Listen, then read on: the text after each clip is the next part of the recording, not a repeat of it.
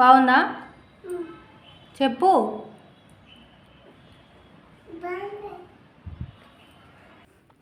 ఇంత క్యూట్గా చెప్పిండు కన్నయ్య.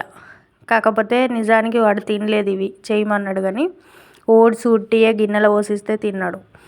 అటుకులు ముందు కొంచెం ఆయిల్ వేసి ఇలా కరకరలాడే వరకు వేయించాలి. ఆయిల్ వేసుకొని వేయించాలి. వేయించి పక్కన పెట్టేసుకున్న తర్వాత మనం పోపు వేసుకుంటే తొందరగా రెడీ అవుతాయి, తొందరగా తినేసేయచ్చు. పెద్దవాళ్ళకైతే ఖచ్చితంగా ఎల్లిపాయలు, కల్యామాకు, పచ్చిమిర్చి ఉండేలాగా చూసుకోండి. ఇవి మాత్రం ఖచ్చితంగా ఉండాలి. ఆయిల్ కొంచెం పల్చటి అటుకులకు తక్కువనే పడుతుంది. దొడ్డు అటుకులు అయితే మాత్రం అటుకులు వేసుకుంటూ ఆయిల్ వేసుకుంటూ అటుకులు అందులో వేసుకొని మంచిగా వేయించితే పేలాల్లాగా వేగుతాయి. ఎంత బాగుంటాయి అంటే అంత బాగుంటాయి. ఆ వీడియో కూడా నేను తర్వాత అప్లోడ్ చేస్తాను. ఎప్పుడైనా చేసినప్పుడు అమ్మ బాగా వేస్తుంది. అమ్మ వేసినప్పుడు నేను అప్లోడ్ చేస్తాను, మీరు ఈజీగా వేసుకోవచ్చు.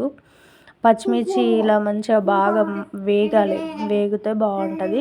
నేను ఈ చిన్నవాడికి కాబట్టి చేసేది నేను ఏం వేయట్లేదు.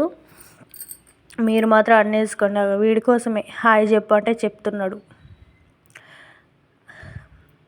అది మునగాకు పొడి, ఇది మునగాకు పొడి. కళ్యామాకు అవన్నీ అవైలబుల్ లేవైతే నేను మునగాకు పొడి వేసిన. పల్లీలు ముందే వేసుకోండి. ఒక్కొక్కసారి ముందు వేసుకుంటే మాడతాయి కూడా, కొంచెం మాడితే టేస్ట్ బాగుండవు. మీడియంగా వేగేలాగా వేసుకోండి. నాకైతే ఏది మాడలేదు, మంచిగానే ఉండే టేస్ట్.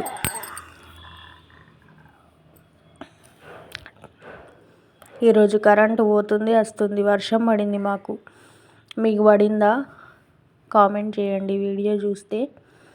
పసుపు, ఉప్పు కూడా చిటికడ అంటే చిటికడ వేసుకోండి అటుకులను బట్టి. ఎందుకంటే పల్చటి అటుకులలో ఉప్పు ఈజీగా ఎక్కువైపోతుంది.